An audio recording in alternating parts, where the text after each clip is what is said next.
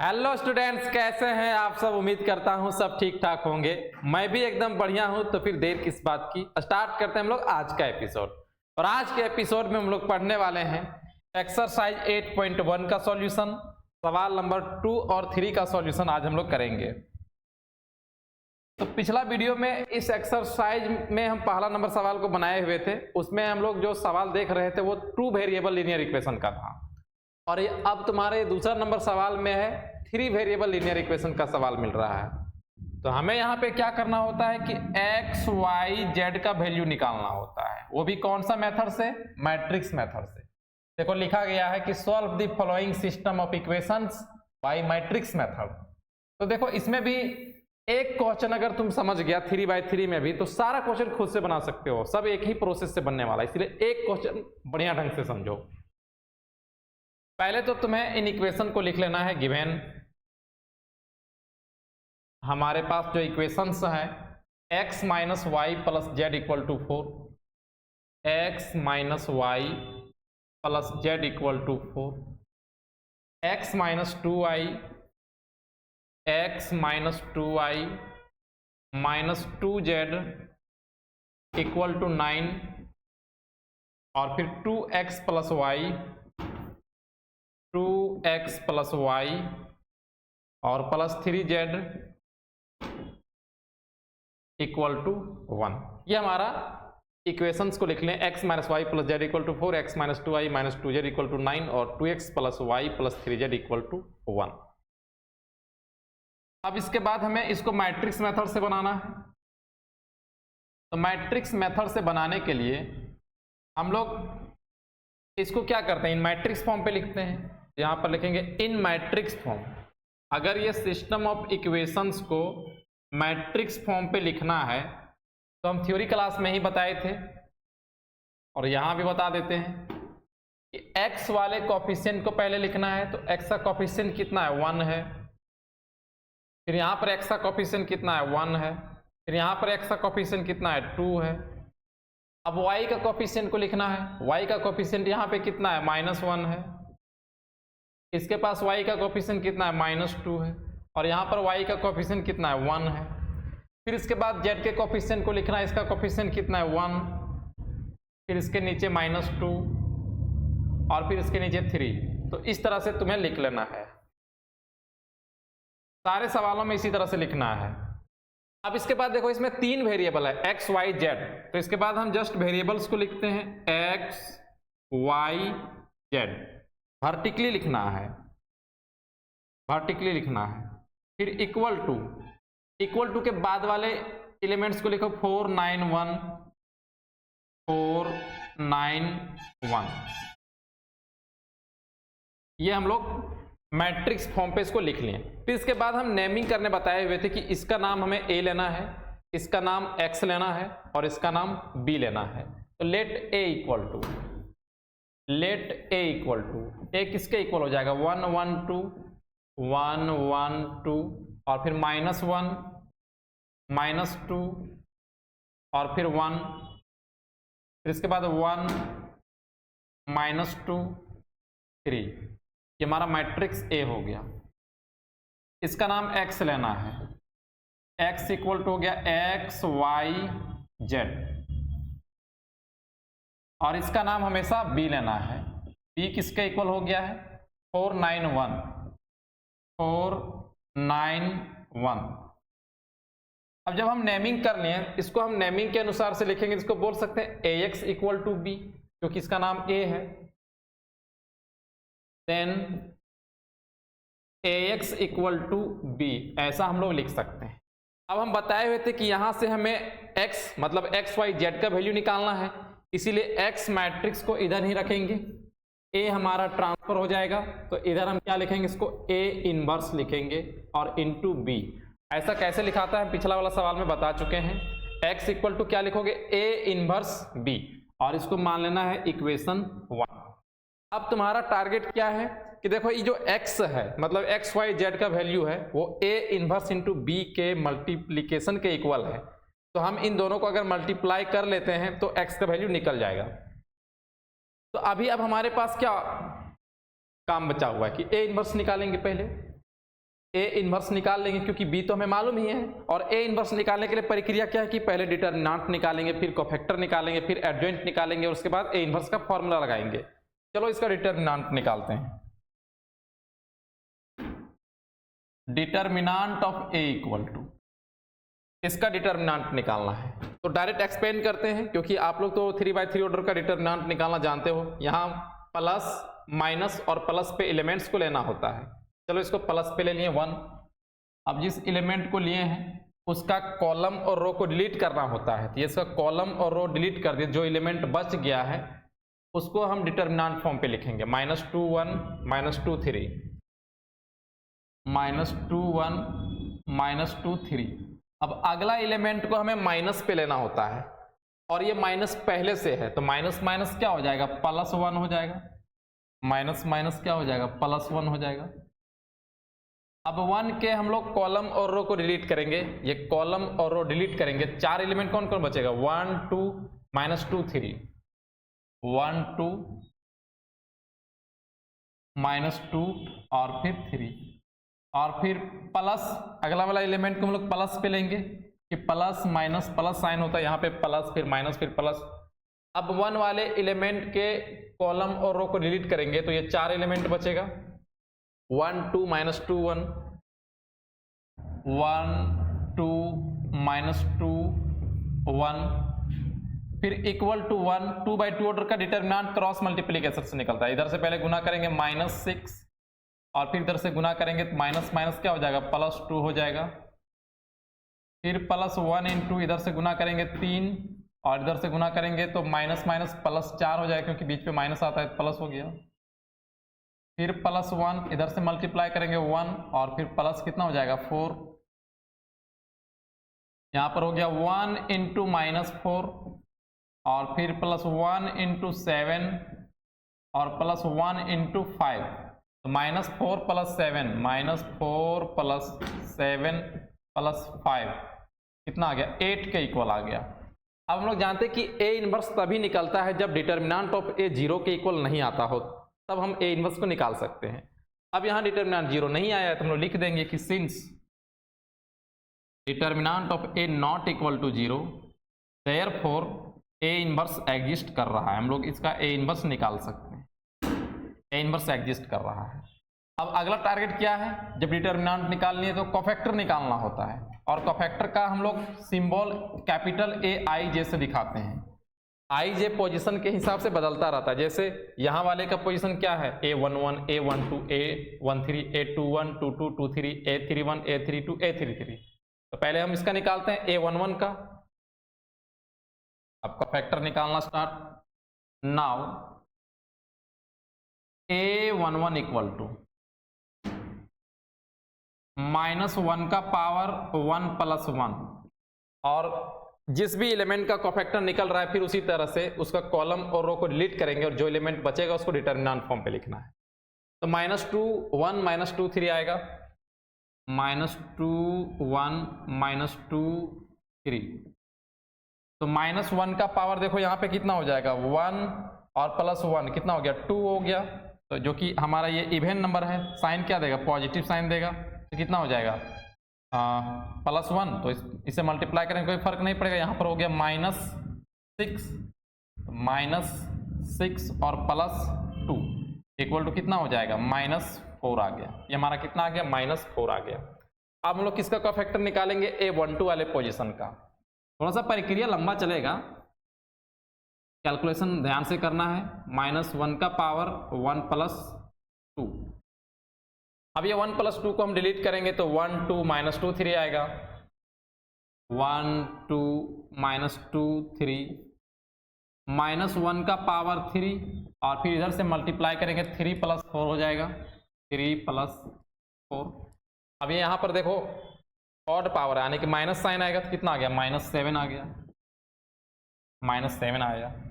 अगला हम लोग A13 को निकालेंगे, -1 का पावर 1 + 3 और A13 में कौन है, 1 है, डिलीट करेंगे पूरा तो 1 2 -2 1 1 2 -2 1 -1 का पावर 4 जो कि हमारा ये पॉजिटिव साइन देगा है ना। तो -1 का पावर 4 और फिर यहाँ पे हो गया 1 + 4 = 5 आ गया। अब हम लोग कोफैक्टर निकालेंगे 2 1 का। A21 = -1 का पावर 2 + 1 और 2 1 में कौन है 1 है। 1 के रो और कॉलम को जब डिलीट करेंगे -1 1 और फिर 1 3 -1 1 और फिर 1 3 -1 का पावर 3 और फिर मल्टीप्लाई करेंगे -3 -1 यहाँ पे -4 हुआ और माइनस यहाँ से भी मिल जाएगा तो 4 आ गया। फिर अगला हम लोग निकालेंगे A22 -1 का पावर 2 + 2 और A22 में कौन है -2 है। जब हम इसको डिलीट करेंगे तो क्या बच जाएगा 1 2 1 3 बच जाएगा 1 2 1 2 1 3 -1 का पावर 4 और फिर इधर से मल्टीप्लाई करेंगे 3 -2 तो =1 हो गया। फिर नेक्स्ट आएंगे A23 के पास -1 का पावर 2 + 3 और 2 3 में हम डिलीट जब करेंगे 2 3 वाला एलिमेंट यहाँ डिलीट करेंगे रो कॉलम को तो 1 -1 2 1 1 -1 2 1 -1 का पावर 5 और फिर 1 + 2 = कितना हो जाएगा -3 हो गया।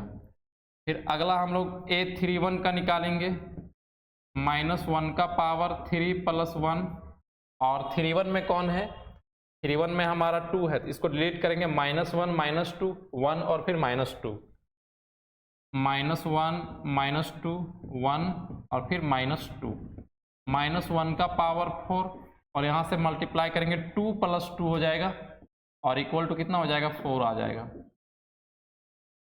सही किए थे ना डिलीट के -1 -2 1 -2 सही है। अगला हम लोग A32 का निकालेंगे A32 = -1 का पावर 3 + 2 और 32 में कौन है 32 में 1 है। हम 1 के रो कॉलम को डिलीट करेंगे 1 1 और 1 -2 1 1 और फिर 1 -2 -1 का पावर 5 मल्टीप्लाई करेंगे -2 -1 = 3 हो जाएगा।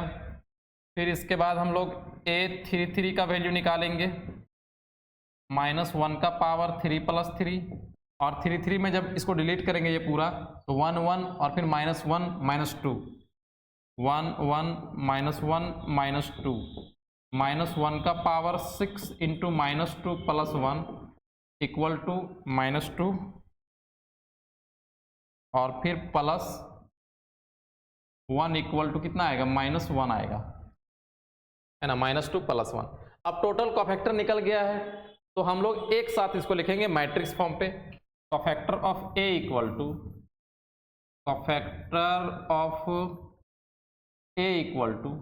क्या क्या कोफैक्टर आया है सबको एक साथ लिख दो। देखो A11 किधर गया भैया यहाँ पे है -4 -7 5 -4 -7 5 और फिर इसके बाद 4 1 -3 4 1 -3 और फिर 4 3 -1 4 3 -1 ये हमारा कोफैक्टर ऑफ A निकल गया है। अब हमें क्या निकालना है A इन्वर्स निकालना है। तो A इन्वर्स निकालने के लिए अब हम लोग क्या करेंगे A इन्वर्स निकालने के लिए एडजॉइंट निकालेंगे।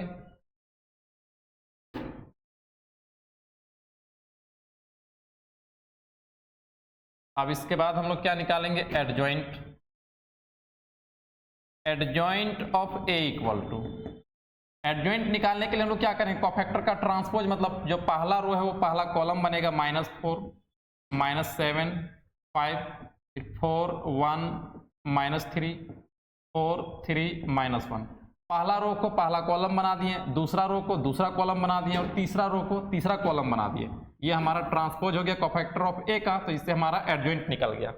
अब हम लोग क्या निकालेंगे A inverse therefore A inverse = और A इन्वर्स का फॉर्मूला क्या होता है एडजॉइंट ऑफ A और डिवाइडेड बाय डिटर्मिनेंट ऑफ ये, तो हम इसको ऐसा भी तो लिख सकते हैं 1 बाय डिटर्मिनेंट ऑफ ये और इनटू एडजॉइंट ऑफ ए। इसका मतलब है ए इनवर्स किसके इक्वल आ जाएगा, डिटर्मिनेंट देखो 8 के इक्वल आया था, हम शुरुआत में डिटर्मिनेंट निकाले थे ना, 8 के इक्वल आया था, और एडजॉइंट ऑफ ए यहाँ पर आया कि -4 -7 5 4 1 -3 4 3 -1, ए इनवर्स हमारा निकल गया। अब ए इनवर्स हम कहाँ रखेंगे, इक्वेशन नंबर 1 के पास रखेंगे, और ए इनवर्स किसके इक्वल है, तो फ्रॉम इक्वेशन 1 थोड़ा सा आगे बढ़ जाते हैं हम लोग।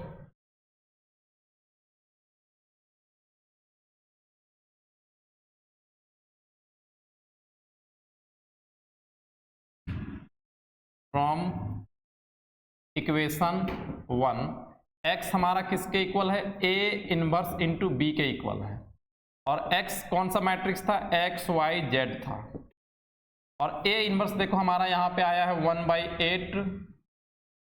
1/8 और फिर -4 -7 5 4 1 -3 4 3 -1, और इसको किसके साथ मल्टीप्लाई करेंगे, बी के साथ। तो बी कितना था, देखो बी हम लोग कितना लिए हुए हैं, बी हमारा है 491 के इक्वल, बी हमारा कितना है 491, बी हमारा है 491। अब ये हमारा क्या है, एक्स वाई जेड हमारा मैट्रिक्स है इधर, एक्स वाई जेड। अब क्या करेंगे हम लोग, इन दोनों मैट्रिक्स को मल्टीप्लाई करेंगे, ये दोनों मैट्रिक्स को मल्टीप्लाई करेंगे, और मल्टीप्लिकेशन आप लोग को आ रहा है तो फिर कोई दिक्कत नहीं है। कैसे मल्टीप्लाई होता है, पहला के साथ, दूसरा के साथ, और तीसरा के साथ। -4 को 4 से गुना करेंगे तो कितना आएगा, -16 आएगा, और फिर प्लस का साइन, 4 को 9 के साथ गुना करेंगे 36 आएगा, और +4 को 1 के साथ गुना करेंगे तो 4 आएगा। अब एक रो एक कॉलम था, तो हम लोग आगे कॉलम की तरफ नहीं जा रहे हैं, अब दूसरा रो पे आते हैं, तो यहाँ पे लिखेंगे, हमारा मैट्रिक्स फॉर्म पे लिखाएगा, -7 को 4 से गुना करेंगे तो -28, और फिर +1 को 9 के साथ गुना करेंगे तो 9, और +3 × 1 कितना हो जाएगा 3। फिर तीसरा रो पे आएंगे, 5 को 4 के साथ गुना करेंगे तो 20, और फिर +-3 × 9 कितना हो जाएगा, ये तो माइनस पे आएगा, तो -27, और फिर -1 × 1 तो -1। X y z equal to 1/8। अब हम इसको यहाँ पर ऐड करते हैं, 36 और 4 40 में 16 चला गया, कितना बचा, 24 बच गया, ये हमारा 24 हो गया, 12 और -28 का है, तो -28 और 12 तो -16 बच जाएगा, -16 है ना, और फिर 20 में हमारा 28 माइनस का है, तो -8 यहाँ से आएगा। अब देखो 1/8 बाहर है, तो हम क्या करेंगे, 1/8 तीनों एलिमेंट से मल्टीप्लाई कर देंगे, या फिर 8 तीनों से डिवाइड हो जाएगा, ऐसा भी बोल सकते हैं। X y z equal to जब 8 से हम लोग डिवाइड करेंगे 24/8 हो जाएगा, फिर -16/8 होगा, और फिर -8/8 हो जाएगा। के बाद इधर लिख लेते हैं, x y z equal to, divide करेंगे 8 से तो यहाँ पर 3 आएगा, यहाँ पे -2 और यहाँ पे -1, 3 -2 और -1। देखो यहाँ भी सेम ऑर्डर का ही मैट्रिक्स है, तो इक्वालिटी ऑफ मैट्रिसेस का कॉन्सेप्ट प्रयोग करेंगे, तो x किसके इक्वल होगा, 3 के equal, therefore x equal to 3। y किसके इक्वल होगा, -2 के इक्वल, और फिर z किसके इक्वल होगा, -1 के इक्वल। ये हमारा आंसर हो गया। अब आप लोग सोच रहे हो कि ये जो आंसर लाए हुए हैं, एग्जाम पे भी चेक करना चाहते हो कि हम आंसर सही लाएं कि गलत लाएं, तो आप लोग क्या करोगे, इक्वेशन, कोई भी इक्वेशन, जैसे 3 इक्वेशन था, 3 में से कोई भी इक्वेशन ले लो। जैसे हम पहला इक्वेशन को ले लेते हैं, पहला इक्वेशन हमारा क्या है, x - y + z = 4। हमारा पहला इक्वेशन क्या है, x - y + z = 4। ये हमारा पहला इक्वेशन था ना, तो इस इक्वेशन का LHS वाले पार्ट, कोई भी इक्वेशन ले सकते हो, तीनों में से कोई भी इक्वेशन पे ये काम कर सकते हो। तो हमें LHS वाले पार्ट को ले लेना है। तो LHS में हमारा क्या है, x minus y plus z. अब x का वैल्यू कितना है, 3, तो हम यहाँ पर x के स्थान पे 3 रखेंगे। और फिर माइनस y का वैल्यू कितना है, -2, और फिर प्लस z का वैल्यू कितना है, -1। अब देखो 3 + 2 5, और फिर -1 इक्वल टू कितना हो गया, 4। तो जिस इक्वेशन का LHS वो RHS के इक्वल आ जा रहा है, देखो यहाँ पे कितना है, 4 आ गया। इसका मतलब है कि हम जो सॉल्यूशन x y z का वैल्यू निकाले हैं ये बिल्कुल सही निकाले हैं। तो अगर आपको ये जो सवाल है वो समझ में पूरा आ गया है तो आप लोग खूब सारा इधर से जितना भी सवाल है बना सकते हैं। फिर भी हम 1-2 सवाल और बनाने जा रहे हैं।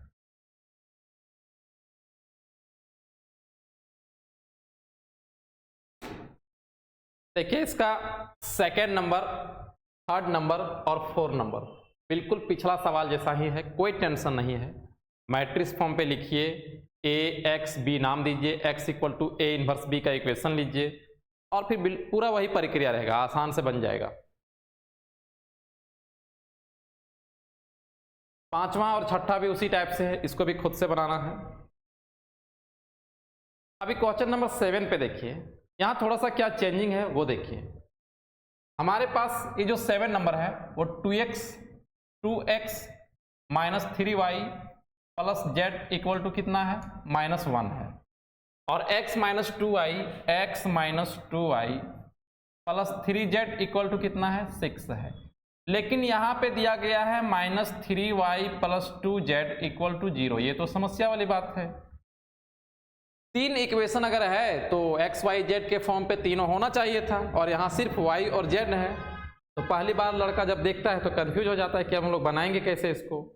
दरअसल उतना टेंशन वाली बात नहीं है, बहुत आसान से इसको भी बना सकते हो। हम यहाँ पे मल्टीप्लाई कर देंगे 0 × x, समझा क्या। चलो इसको फिर से हम कंप्लीट बना के दिखा देते हैं। इस बार पूरा कॉन्सेप्ट क्लियर कर लेना। गिवन हमारे पास जो इक्वेशंस दिया गया है वो है 2x minus 3y plus z equal to -1, x minus 2y plus 3z equal to 6, और -3y और प्लस 2z इक्वल टू 0। तो देखो ये कोई जरूरी नहीं है कि सिर्फ x वाला ही टर्म गायब रहे। कुछ सवालों में y भी गायब रह सकता है, z भी गायब रह सकता है। उस समय हम लोग 0 से मल्टीप्लाई कर लेंगे। जैसे अगर x गायब है तो 0 × x, y गायब है तो 0 × y, z अगर नहीं है तो 0 × z लिखेंगे। ऐसा काम करना है। तो हम लोग अभी यहाँ पर x गायब था तो 0 × x ले लिए। अब इसको क्या करेंगे, इन मैट्रिक्स फॉर्म पे लिखेंगे।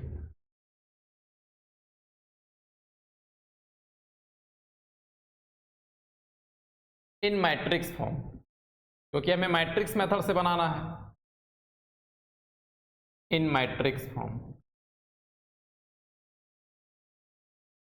कोफिशिएंट को लिखना है, पहले x के कोफिशिएंट को लिखना है, 2 है, 1 है, 0 है। फिर y का कोफिशिएंट -3, -2, -3, -2, -3। फिर z के कोफिशिएंट को 1, 3, 2, 1, 3, 2। ये हमारा एक मैट्रिक्स बन गया जिसमें कोफिशिएंट को लिख लें 2, 1, 0, -3, -2, -3, और फिर 1, 3, 2। अब हमें वेरिएबल्स को लिखना है। 3 वेरिएबल यहाँ पे है, x है, y है, z है। मैट्रिक्स फॉर्म पे लिखना है और वर्टिकली लिखना है। फिर इक्वल टू का साइन है, इक्वल टू का साइन लिए। यहाँ पे जो एलिमेंट्स है -1 पहले है, फिर 6 है, 0 है। ये भी हमारा मैट्रिक्स पे हो गया। अब नेमिंग करना है इसको। हम शुरुआत में ही बोल चुके हैं, इसका नाम आप लोग A लोगे। इसका नाम A है। A इक्वल टू है 2, 1, 0, -3, -2, -3, 1, 3, 2। फिर जो वेरिएबल वाला मैट्रिक्स है इसको हम लोग x नाम देंगे। x equal to x, y, z। और लास्ट वाले का हम लोग नाम b लेंगे। p equal to -1, 6, 0। तीनों मैट्रिक्स का नेमिंग कर लें। अगर हम नेमिंग के हिसाब से इसको लिखना चाहें तो ये जो मैट्रिक्स वाला इक्वेशन है कुछ इस ढंग से लिखा जा सकता है। Then ax equal to b, ax equal to b, और यहाँ से x का वैल्यू निकालेंगे तो किसके इक्वल आएगा, a इनवर्स इंटू बी, और हम इसको इक्वेशन नंबर 1 मान के भी छोड़ देंगे। अब हम लोग क्या करेंगे कि x तो हमें निकालना है और b तो हमें पहले से मालूम है।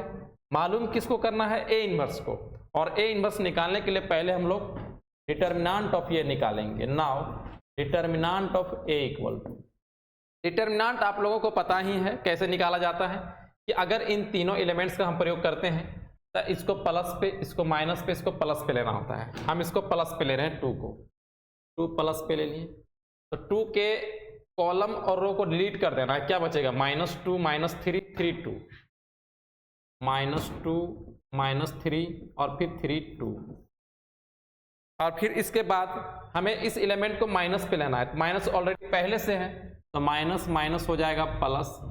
अब इस एलिमेंट के कॉलम और रो को डिलीट कर देना, क्या बचेगा 1 0 3 2, 1 0 3 2। फिर इसके बाद अगला जो एलिमेंट है उसको प्लस पे लेना है, 1 को।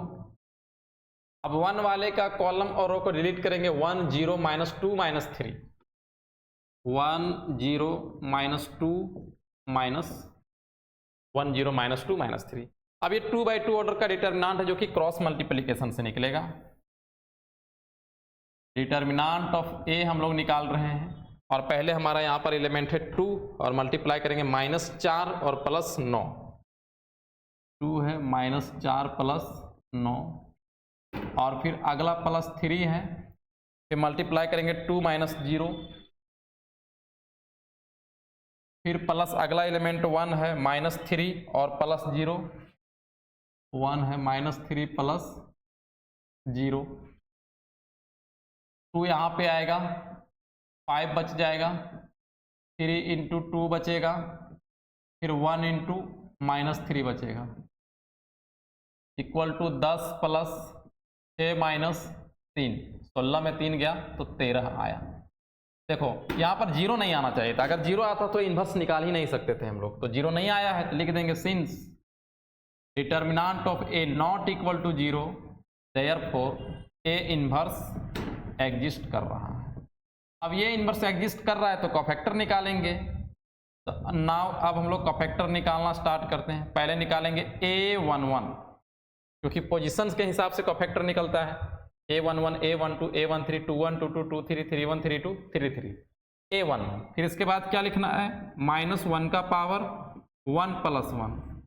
देखो A11 डायरेक्ट निकाल दे रहे हैं ना, इसको जब हम डिलीट करते हैं इधर से मल्टीप्लाई करते हैं जो कि -4 और फिर +9 आता, -4 और +9 आता, यहाँ से 5 और यहाँ से पॉजिटिव साइन तो 5 मिल गया। फिर A12 इक्वल टू -1 का पावर 1 + 2 और 1 2 में कौन है, -3 है। अब ये डिलीट हो जाता तो कौन सा 1 2 3 4 एलिमेंट बचता है ना, क्रॉस मल्टीप्लाई करेगा 2 और फिर माइनस में क्या होगा 0, 2 -0। अब देखो यहाँ पर -1 का पावर और इवेन हमारा है नहीं, ऑड है तो माइनस साइन आएगा तो हो गया -2। फिर अगला हम लोग A13 का निकालते हैं, -1 का पावर 1 + 3। अब 1 3 वाले एलिमेंट में कौन है 1, डिलीट कर देंगे तो ये 4 एलिमेंट बच जाएगा। क्रॉस मल्टीप्लाई करोगे जब तुम -3 और +0, -3 + 0 इक्वल टू -3 आया। फिर अगला हम लोग A21 का निकालते हैं, -1 का पावर 2 + 1 इंटू 21 में कौन है 1 है, ये पूरा डिलीट, क्या बच जाएगा -3 1 और -3 2। इधर से जब मल्टीप्लाई करेंगे दोनों को तो -6 आएगा और फिर +3, -6 + 3, -6 + 3 इक्वल टू यहाँ पे हमें 3 मिल जाएगा। फिर अगला हम लोग A22 वाले एलिमेंट का निकालेंगे कोफैक्टर, -1 का पावर 2 + 2 और 2 2 में कौन है -2 है, ये पूरा डिलीट हो जाएगा और इसका कॉलम भी डिलीट होगा, बचेगा 1 2 3 4, इधर से गुना करेंगे 4 और -0 इक्वल टू कितना आ जाएगा 4 आ गया। अब हम लोग इसी तरह से A23 का वैल्यू निकालेंगे,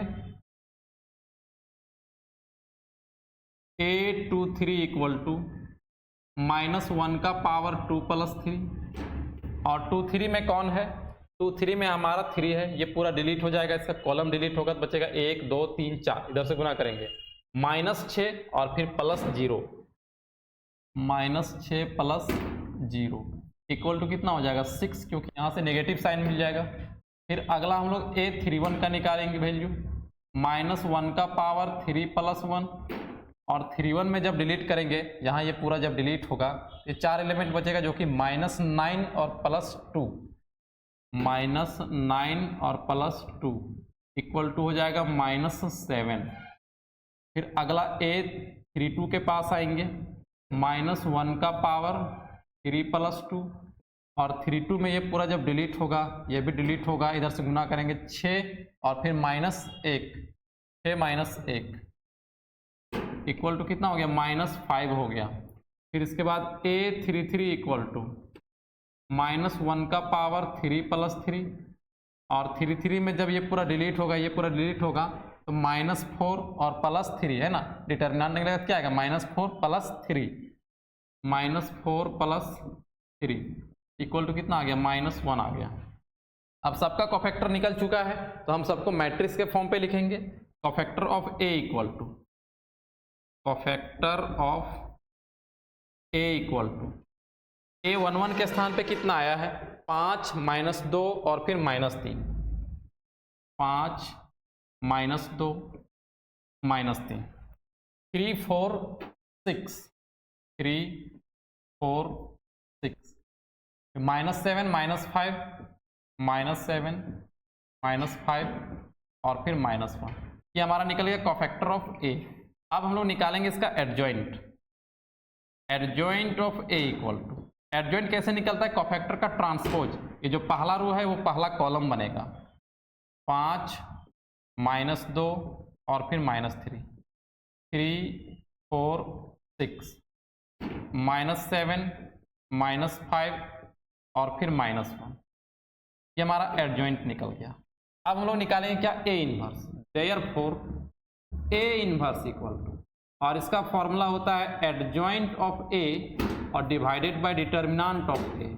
हम इसको लिख सकते हैं 1 बाय डिटर्मिनेंट ऑफ A और इनटू एडजॉइंट ऑफ A।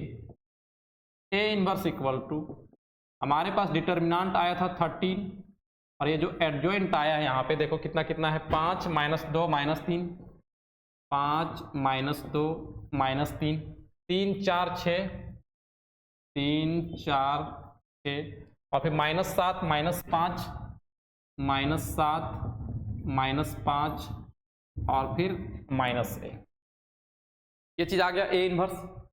अब देखो A इनवर्स मिल गया तो हम लोग कहाँ आएंगे इक्वेशन नंबर 1 के पास, क्योंकि x किसके इक्वल था A इनवर्स B के इक्वल था। आते हैं इक्वेशन नंबर 1 के पास,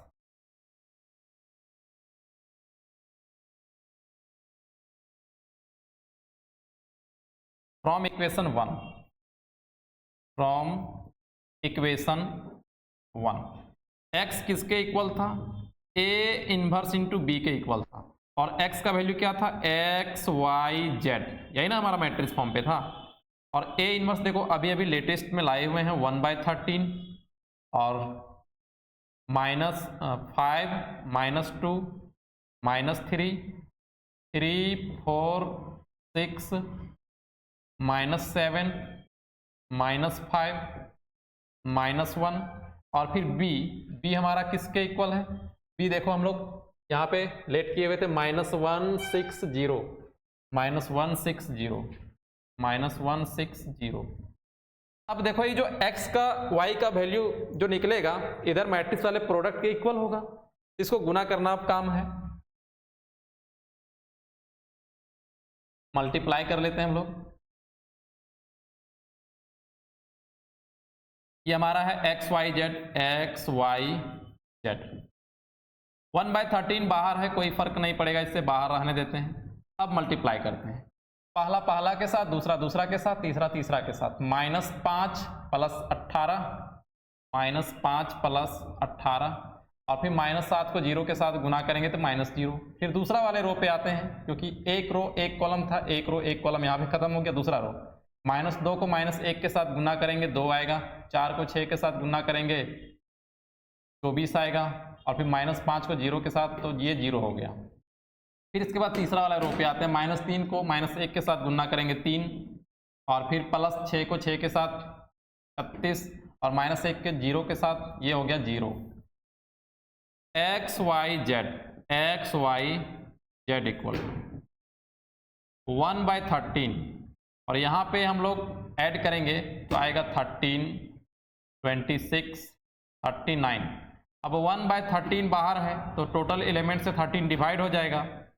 x y z equal to 13/13 हो जाएगा, 26/13 हो जाएगा, और 39/13 हो जाएगा। हम यहाँ से इसको डिवाइड करेंगे तो एक बार में कैंसिल, ये 2 बार में, और फिर ये 3 बार में कैंसिल हो जाएगा। एक्स वाई जेड इधर है, एक्स वाई जेड, और इक्वल टू इधर कितना आ गया है 1 2 3 1 2 3। अब कंपेयर कर लेंगे तो x किसके इक्वल होगा 1 के इक्वल होगा, therefore x equal to 1, y equal to 2, और z इक्वल टू कितना हो जाएगा 3, और यही हमारा आंसर हो गया।